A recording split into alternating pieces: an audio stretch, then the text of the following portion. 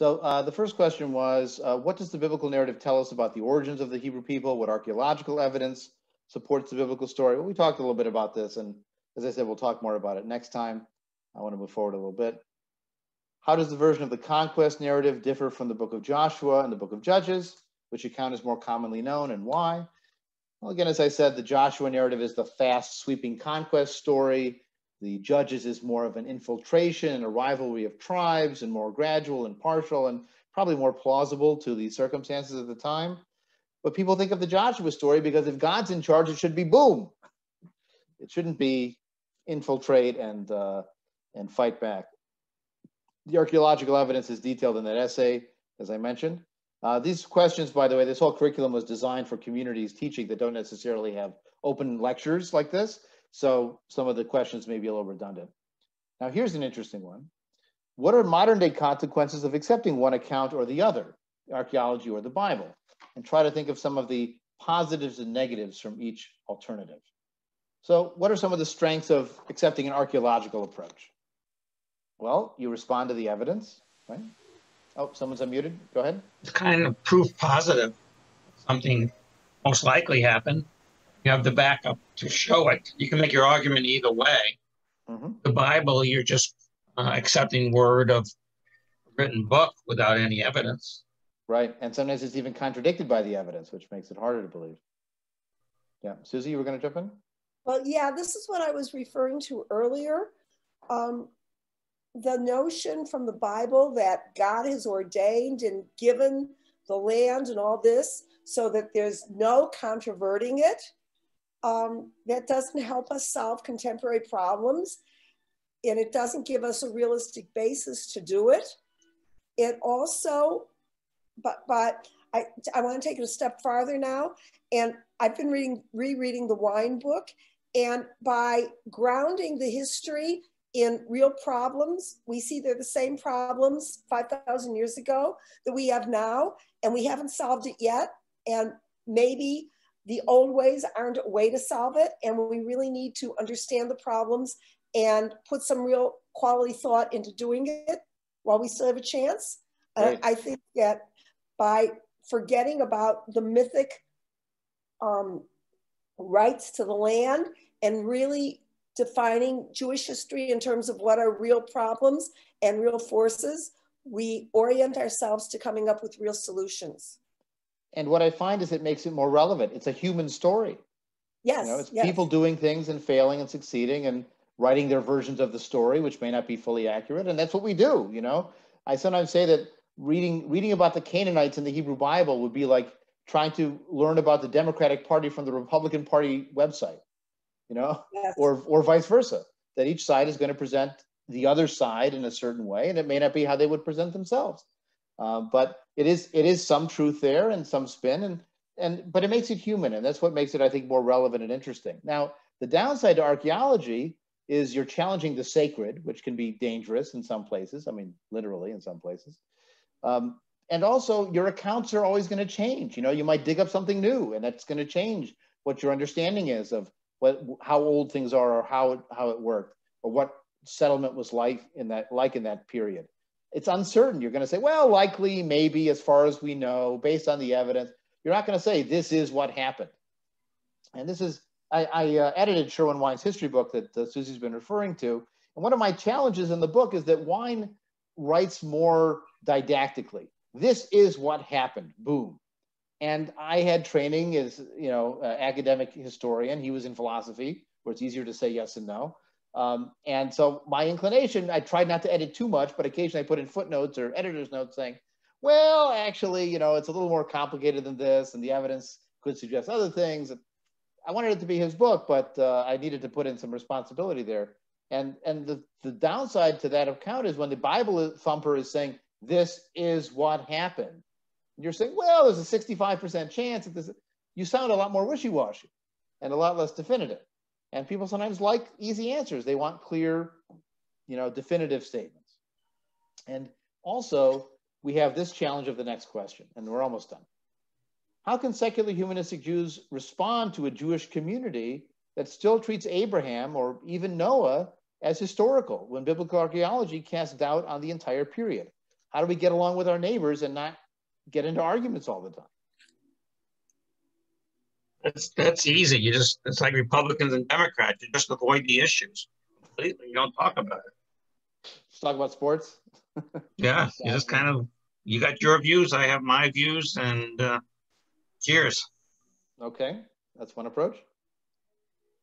Well, I think the challenge we all face is solving problems. And no matter how you look at the historical texts and the scriptures, we as Jews in contemporary society have many of the same problems. Now, I say that with qualification because there are certain factions who like to think that their problems are not being allowed to have massive events. Some of us think that anti-Semitism, the radical right, et cetera, are more of a problem. But for those who will share in our view of the problems, what we need to do is stop arguing about the past that we can't reconcile and try to point forward to the solutions, and then draw on the history and the past as we can.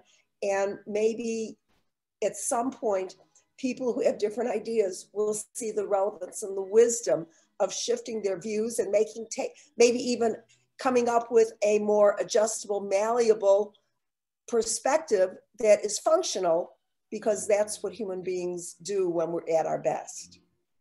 What I would say is, if I was having a friend that was I have friends, I have a few people I know who take the Bible quite literally. They're Christians, but I mean, and my conversation with the person who would be taking Abraham and Noah as real people was saying, well, it's not really important if I accept that Abraham and Noah are real people and you think they are and I don't think they are. What's important is what comes out of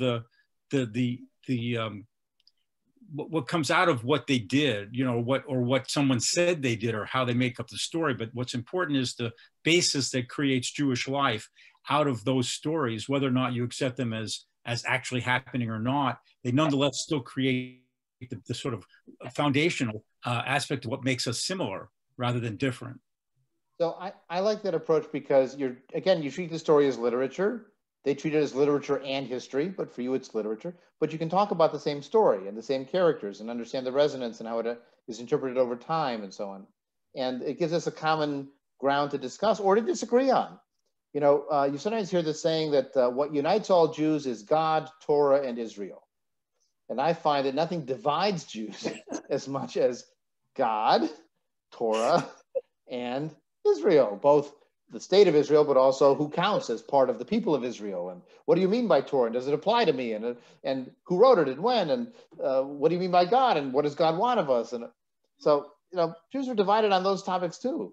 So the Bible can unite us as much as divide us, but at least we're talking about the same thing. We have some sort of common literacy in that foundational literature. Dad, it's just that, it's a tough one, right? I mean, I during the whole time you were talking, that's what I was keep thinking to myself, like, wow, this is amazing, like how we got to this point, and there's so much different opinion, and how do you change a believer to think differently? I think, you know, to be as compassionate as one can, to almost empathize with the fact that, you know, people who are brought up a certain way and have a mindset are going to think that way, and you know, to learn as much as one can so that one can speak intelligently, you know, and educate, and then hopefully, you know, that can change minds a little bit. But yeah, it's really.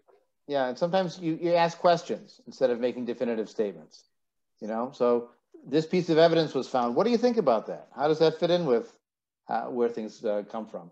Or, you know, this scholar wrote a book about this and he had this very interesting perspective. What do you think about that? And in a worst case scenario, it doesn't hurt to have some ammunition for self-defense. You know, so if someone comes at you and says, well, how can you, you know, not keep kosher because Moses got the law on Sinai and da-da-da. And then you say, well, did Moses write the last 8 verses of Deuteronomy where he dies and it describes what happens afterward? And if he didn't write those, and the geography is wrong when he's writing the book, because he's speaking on the east side of the River Jordan, but it says when Moses was on the other side of the Jordan. So the author is writing from the west side of the Jordan, looking over to the east side, but Moses is speaking from the east side. So, so again, there are little details like that. It's good to have it like ammunition in your back pocket. You don't have to lead with it, but if people are in your face about it, it doesn't hurt to have some of these examples where I can at least construct a plausible alternate version.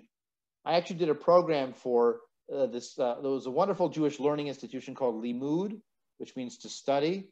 And they have run Limud conferences in various cities. I've done stuff in Chicago and Boston. In the UK, I was going to be going to Australia to do one there when the pandemic hit. And so that was off. But I did a program for Limud North America with about 150 people on it on, who wrote the Bible, basically, or what if just people wrote the Bible. And I said at the outset, my job is not to convert you to thinking that I'm right. What I want to do is explain to you how it's plausible for someone to believe that just people wrote the Bible and still have a meaningful Jewish connection to it. And so if I convert you, fine, I'll take it. But if you come out of this still believing that Moses got the Torah on Sinai, but now I understand how a more secularized Jew would feel comfortable understanding the Torah differently, then I've met my goal. It was just to present this as a plausible alternative. And I think that that's maybe our best objective in that kind of dialogue dynamic.